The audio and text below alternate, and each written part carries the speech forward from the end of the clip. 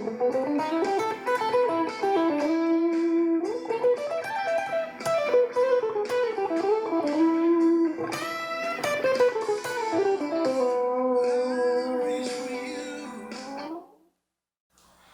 guys, it's Dave from GuitarBreakdown.com, and today I'm going to be talking about the great Jimmy Herring. He's played with a bunch of people. He's just amazing, but he's played with his own stuff, Aquarium Rescue Unit, to Dwayne Allman, to Derek Trucks. He plays with the Grateful Dead, the Jazz is Dead stuff. The thing we're going to go over today is off the Phil Lesh and Friends album. I believe it's, if I can see, it's called There and Back Again, and the song is called Midnight Train. And the solo is just really cool. It's pretty straightforward, pretty simple. We'll break it down at the end, what he's actually doing, but for now I'll just kind of go over the notes that he's playing and how I think he's playing it. So to start out,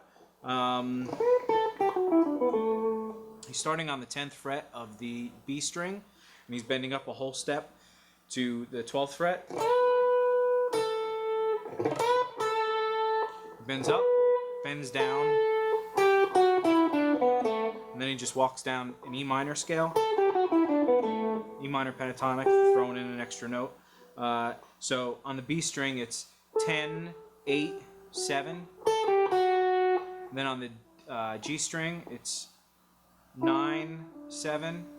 And on the D string it's 9, 7. And he's picking all those notes. And then he kind of quietly plays a little 9th fret on that D string to the 7th fret. You can almost barely hear it, the 7th fret on the G string. So it's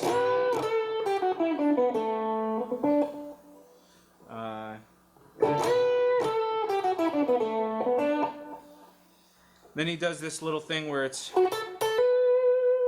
that's the 11th fret on the G string to the 10th fret on the B string and the 12th fret on the B string. So he plays that first note, the second note he plays it again and hammers onto the 12th fret from the 10th fret. So it's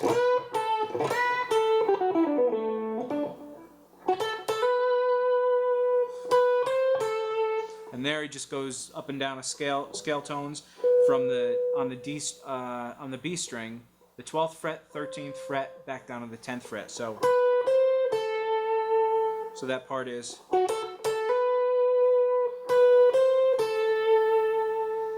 Then he walks up 3 scale tones again from the 12th, 13th to the 15th fret and bends up a whole step. So that whole part is.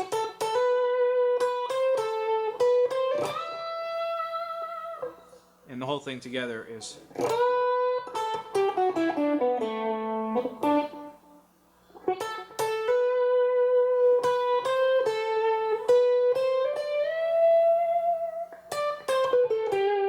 And there he just bends down that 15th fret, bending up to the 17th, bending down to the 15th, walking down scale tones to the 13, 12, that's on the B string, and on the G string, 14, 12.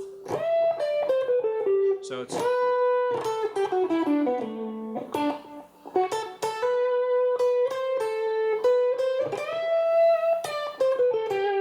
And that's kind of like not an answer question kind of response thing. It's more, it's repeating a phrase basically. So at the beginning he did,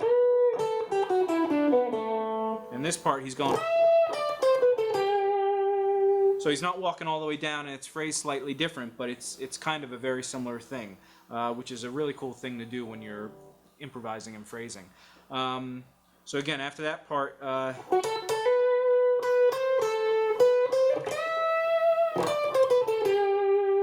he goes into this little thing where he sweeps, instead of sweeping like a minor, this is mostly in the key of A minor. Instead of taking that A minor pentatonic scale and starting and doing like a sweep like that, he does a pentatonic kind of sweep where the pentatonic scale is this on the G string, B string, E string, Well, this note here on the G string, you can actually play. They're the same notes. So he's taking this G string 9th fret, then the 8th fret on the B string, and the 5th fret on the E string. And you can basically form a chord off of that. And he's just sweeping up those notes. And it's a real quick sweep. Then he walks down a scale. So it's... After he sweeps those 3 notes, he goes on the E string, 8th fret, 7th fret, 5th fret. So... And then he rolls down to the 5th fret on the B string. So the whole thing is...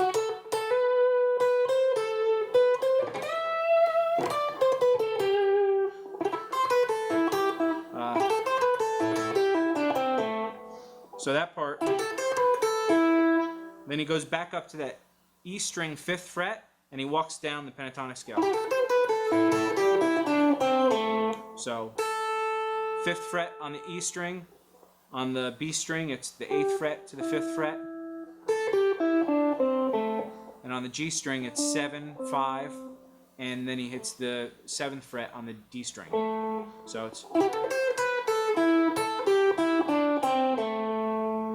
Then he hits the 5th fret on the G string twice and slides down to the 4th fret. So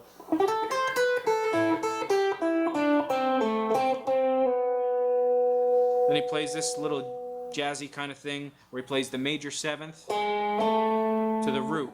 So it's on the D string, the 6th fret to the 7th fret. Then he walks up a scale from the 4th fret, 5th fret to 7th fret on the G string.